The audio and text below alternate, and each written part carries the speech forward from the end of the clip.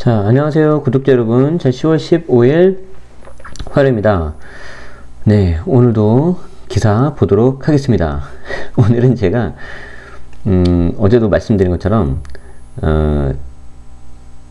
완벽하지 않아요. 지금 상태가 완벽하지 않은데 잡음이 좀 약간 들려서 제가 다른 걸 해봤는데 걔는 목소리가 너무 이상하게 나와서 무슨 약간 80년대에 무슨 막 전화기 했을 때 막 지직거리는 그 소리가 나서 이건 도저히 안 되겠고, 그나마 지금 최선이 아니라 차선으로 이걸 하고 있는데, 또 제가 또 오늘 밤에 좀 다른 걸로 도전을 해보겠습니다. 어제 밤에 그 강의가 늦게 끝나서 못했어요.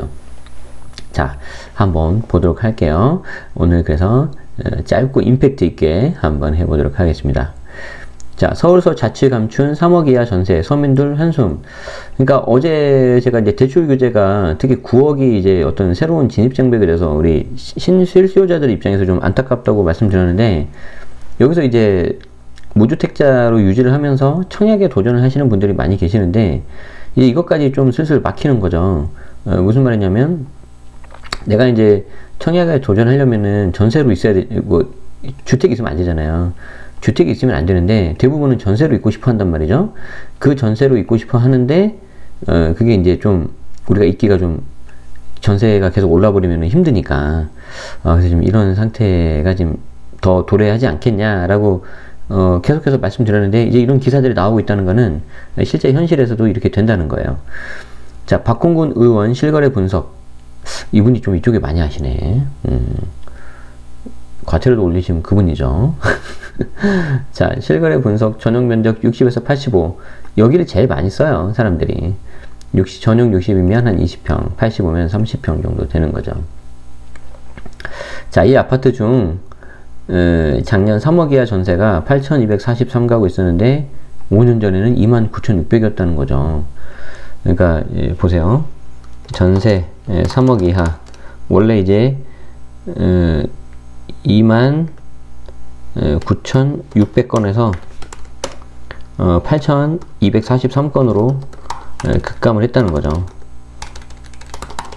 안타깝죠. 특히 이제 어디서 많이 줄었냐면, 특히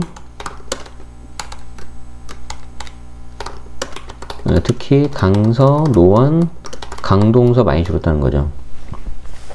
의외죠? 아니, 강동에 내년까지 그렇게 대단지가 많이 들어온 데는 왜 이렇게 없죠? 그래서 말씀드렸잖아요. 그 실거주자들이 그냥 실거주자가 아니라 집주인들이 들어가 버린다고. 왜? 정부의 세금 규제 때문에. 웬만하면 2년 거주를 해야 되거든요. 그게 아이러니한 거예요. 그래서 이제 이렇게 되고 있는데, 자, 보시면 여기 이제 보시면 이제 귀해지는 3억 원 미만 서울 아파트 전세, 전체 전세 거래량이 이렇게 가다가 쭉 줄어들었죠. 요때. 이때 전세 거래량이 줄어들었다는 건 뭐예요? 이때 그냥 내 집을 샀다는 거예요, 지금 이게. 그렇게 되다가 슬슬 늘어나고 있죠. 이게 뭐죠? 내 집 마련을 하기에 있어서 아까 말씀드린 것처럼 그냥 내가 무주택이어야 되니까 전세 있자라는 분도 계실 테고, 아니야, 좀 너무 집값이 비싸니까 당분간 전세로 있자, 이렇게 하시는 분도 있을 테고. 근데 이 중에서 3억 원 미만 중소형 아파트 전세 거래량이 툭툭툭툭 계속 줄어들고 있죠, 지금. 야, 이거 이미지 좋다, 이거. 자, 다음 달 결혼을 앞둔 박진우 씨 가명이죠. 최근 대출 60%를 끼고 서울 성동구 금호동 A 아파트 전세를 4억 5천에 구했대요. 전세가 이제 4억 5천에 구한 거죠. 3억대 전세를 찾고자 했으나 서울 시내 대다수 아파트가 20평대 기준으로 4억 원을 넘어서 예상보다 대출을 더 많이 받았다. 근데 지금 사례는 전용 84니까 이 금호동 A 아파트는 30평대잖아요. 근데 왜 이 기자는 20평대 기준으로 4억 원 이렇게 했을까? 이 사람 좀 누구야? 좀 부동산 강의 좀 들어야 되겠네. 맞잖아요. 지금 이게 전용 84면 얘 30평대잖아요. 근데 지금 기사에는 여기 20평대로 하니까 말이 안 되지. 이걸 30평으로 고쳐야 될 것 같은데.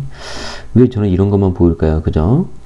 자, 박 씨는 부부 둘 다 차를 몰아야 되는 직업이기 때문에 주차 공간이 필요해 빌라는 부적합해 신용대출을 받아 전세가 마련했다.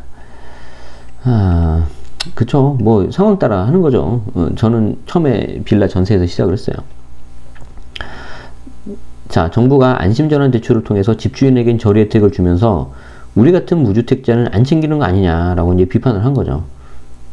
충분히 그런 비판을 할 수 있다고 봅니다. 안타까운 그런 상황인 거죠. 이렇게 해야지 글씨가 좀 양쪽이 맞는 것 같아요. 아, 전 약간 이런 거 약간 결벽증이 있나 봐. 뭐가 맞아야 돼. 최근 4, 5년간 서울 아파트 전세 가격이 가파르게 상승하면서 중산층의 서울 중소형 전세 아파트 구하기가 점점 힘들어지고 있다. 그래서 여기 보시면 데이터가 이렇게 이제 박홍근 의원이 분석한 게 여기 이제 위에 그림으로 잘 나와 있어요. 그래서 이거 좀 보시면 좋을 것 같고요. 자, 여기 그런데 재밌는 게 뭐냐면 반면 전세금이 9억 원 이상인 60에서 85제곱 아파트 엄청 고가 전세죠. 이거는 2014년 122가구에서 1580가구로 약 13배 증가의 대조적이다. 근데 이게 이제 여기서 13배 막 이런 거 보면서 약간 호도 좀 그렇고 막 되게 여러분들 막 조급하게 만들어요. 그러니까 그게 넘어가시면 안 돼요. 자, 어쨌든 3억 원 미만 중소형 아파트 전세 거래량이 계속해서 줄어들고 있다는 거죠. 2014년 23.9%에서 지난해 6.7%로 급감했다. 야, 그렇죠. 최근 서울 강서구 직미역 근처의 전용 50제곱 아파트를 2억 8천만 원에 전세로 얻었다며 2억 원 후반대로 10평대 아파트는 겨우 구해도 20평대는 턱도 없다. 그러니까 지금 이런 걸 보면 전세가가 계속해서 상승하는 추세라는 거라는 거죠. 이게 꼭 그런 건 아닌데 다시 매매가 상승으로 전환될 수도 있다. 이게 이제 좀 고민이 되는 거예요. 그리고 이게 청약 당첨 가능성이 낮아지는 것과 결합이 되면 더욱 그럴 수도 있어요. 그러니까 하나의 어떤 가정입니다. 가정. 요거는 추세는 사실이고요. 아래는 제 생각, 가정이에요. 그래서 좀 이렇게 될 수 있다는 거예요. 자, 실제 2014년, 2018년 3억 원 이하 20평대 중소형 아파트가 가장 많이 감소한 서울 내 자치구는 강서였고, 그 다음 노원, 강동구가 그 뒤를 이었다는데, 이렇게 되다 보면 소위 말해서 이 갭이 붙어버리거든요. 그럼 이거 보고 또 들어오는 투자자들도 있어요. 정말로. 자, 박 의원은 강서구가 매매가격 상승에 따른 전세금 동반 상승, 여기 의원님이 나름대로 이제 분석을 하신 거죠. 강서는 매매가격이랑 전세가가 동반 상승해서 그렇고, 노원은 강남 전세가격 감당하기 힘든 수요의 유입, 그러니까 저 밑에서 노원까지 올라갔다는 거죠. 강동은 재건축 이주 수요로 전세금이 오른 것으로 보인다. 뭐 나름 잘 분석하신 것 같은데, 그러면 이제 답을 아실 건데 어떻게 해야 되는지 공급을 늘려야 돼요. 한국감정원에 따르면 서울 평균 전세가격은 9월 기준 4억 4,077만원으로 4개월 연속 소폭 오름세. 근데 감정원이 약간 좀 보수적으로 보거든요. 그러니까 실제 현장에서는 더 이렇게 갈 가능성이 많죠. 이로 인해 서울에서 전세금 3억 원 미만 20평대 아파트는 대부분 도심보다는 외곽에 있다. 부동산 실거래가 사이트는 호갱론에 따르면 노원, 강북, 성북, 중랑, 은평구 등에 이들 전세 아파트가 몰려 있는데, 그마저도 건축된 지 10년 이하 아파트는 중랑구 신내역 이외엔 찾아보기 힘든 실정이다. 신내 우디하는 말 하나 보네. 제 세입자가 그리 갔거든요. 그분이 2016년이었죠. 16년에서 강동에서 오셨어요. 가지고 이게 좀 어떻게 집을 매수하실 생각은 없으세요? 이게 제 거 말고 제 거 떠넘기려는 게 아니었고 그냥 슬쩍 물어봤는데 그 당시에 집값이 너무 올라서 못 산다 그랬어요. 그러다가 2018년도에 재계약할 때는 더 비싸서 못 사겠다는 그 가격에 플러스 알파해서 이제 사고 가신 거죠. 그런데 그래도 2018년 구입하셔서 저는 잘했다고 속으로 그랬어요. 잘하셨다고 축하드린다고. 그리고 저희 집에서 사시다가 이게 새로 이렇게 매수해서 가셔서 저는 좋게 생각한다고 그랬었는데 그분이 아마 여기 간 것 같은데 아무튼 지금은 그런 실정인데요. 지금 계속해서 이게 지금 노원, 강북, 성북, 중랑, 은평 이런 데로 올리고 있다면은 여기도 지금 막 올라갈 가능성도 조금 있어요. 자, 최근 성북구 정릉역 근처 4억 원대 아파트를 매매한 예비부부 김은석 씨는 전세금도 상당히 비싼 편이어서 차라리 그럴 바엔 4억 원대 소형 아파트를 매매하는 게 낫겠다고 판단. 자, 이거죠. 자, 이거죠. 어차피, 이건 좀 새로 잡을까? 어차피, 이게 전세에서 매매로 전환. 자, 어차피 전세가가 너무 비싸서, 조건을 조금 낮춰서, 이때는 평형을 낮출 수도 있고요. 아니면 입지를 낮출 수도 있어요. 차라리 매수. 이런 사람들이 증가할 것. 이렇게 되는 거죠. 저금리로 인해. 그렇죠. 어차피, 저금리. 저금리로 인해 매매와 전세 사이의 비용 부담이 크지 않다. 마치, 몇 년 전에 본 것 같아요. 한 3년 전에. 약간 소름 돋았어, 이거. 닭살을 보여드릴 수도 없고. 옛다 닭살. 보여드릴 수도 없고, 진짜. 자, 전문가들은 전세 가격 안정을 위한 정부 대책이 필요하다고 입을 모은다. 자, 고정환 연구원장님은 민간 공공 임대주택을 더 늘려서 전세 물량을 늘리고 자금력이 있는 무주택자가 생애 최초 주택을 사도록. 이거 또 나오죠. 생애 최초 주택을 사도록. 그러니까 이러면은 대출 규제 풀어야 돼요. 그리고 서울에는 사실 공급이 안 돼요. 안 돼, 이게. 그런데 이제 정부가 재정비 사업을 억제하다 보니 역으로 전세 가격이 올라서 중산층 서민만 고통받고 있다. 손재영 건국대 부동산학과 교수는 전월세 계약갱신권에 대비하기 위해서 집주인이 가격을 올리는 등 앞으로도 상승 요인이 남아있다.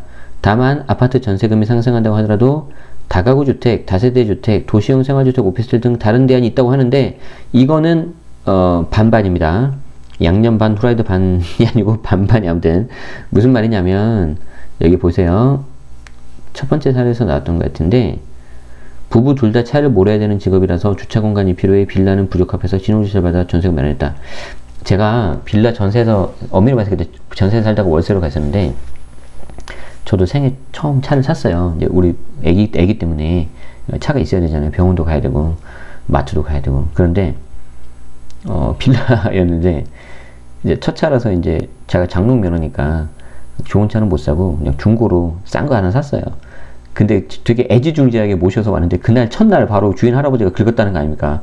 자기 본인 자전거를 끌고 가시면서 막 낑낑대면서 자전거가 무거우니까 이제 본인이 힘에 붙이니까 낑낑대면서 막 이리저리 가는데 옆에 제 차가 있었던 거예요. 다 긁었어. 저는 이거 이해해요. 저는 사실 이분들한테 어떤 분은 야, 돈이 없으면 아파트 말고 빌라 살면 되지 그러신 분도 있을 텐데 저는 이 박씨 부부 이해합니다. 그래서 밑에 여기 건대 교수님은 다가구 뭐 다세대 도시형 생활주택 오피스텔 등 다른 대안이 있다라고 하셨는데 글쎄요. 이거는 좀 사람마다 다른데 좀 이거는 뭐 일괄적으로 말씀을 못 드리는 것 같아요. 상황마다 다르니까. 그래서 여러분들이 좀 상황에 맞게 좀 하시면 좋을 것 같고요. 제가 드리고 싶은 말씀은 요거예요, 지금. 자, 전세가가 지금 계속 낮은 게 지금 사라지고 있어요. 글자 크기 아주 마음에 든다. 이 비율이 너무 마음에 들어. 전세가가 이제 3억 이하짜리가 점점 줄어들고 있다. 특히 강서, 노원, 강동, 이런 데 좀 조심하셔야 되는 거죠. 그리고 전세가는 계속해서 상승하는 추세인데요. 얘는 상승하는 거는 사실이고요. 요 밑에 아래는 가정인데, 이게 다시 매매가 상승으로 전환될 수도 있고요. 청약 당첨 가능성이 더 낮아지기 때문에 당첨은 안 되고 전세가가 상승이 되면 다시 한번 여기에 대해서 에이, 나 그냥 집 이번에 사버리지 뭐 라고 하는 수요가 나타날 수 있어요. 그래서 실제 여기 사례에서 나온 것처럼 어차피 전세가가 너무 비싸서 조건을 좀 낮춰서 차라리 매수해버리겠다, 이런 사람들이 증가할 거고, 저금리 덕에 부담도 덜 하다 라는 의견도 있었죠, 이 인터뷰에. 그래서 이런 것들이 나올 것 같아요. 그래서 늘 말씀드리지만 저는 향후 전략은 투트랙으로 가야 돼요. 청약과 구축. 그래서 청약은 청약대로 해보시고요. 안 되면 빨리 구축해야 되는데 기간을 정해두시면 좋겠어요. 그러니까 예를 들어서 뭐 내년 내가 3월까지만 청약에 도전하겠다. 물론 3월까지 청약 도전하면서 가만히 있으면 안 돼요. 가만히 있으면 안 되고 다른 집을 보러 다니셔야 돼요. 그래야지 내가 집 보는 눈이 좋아져요.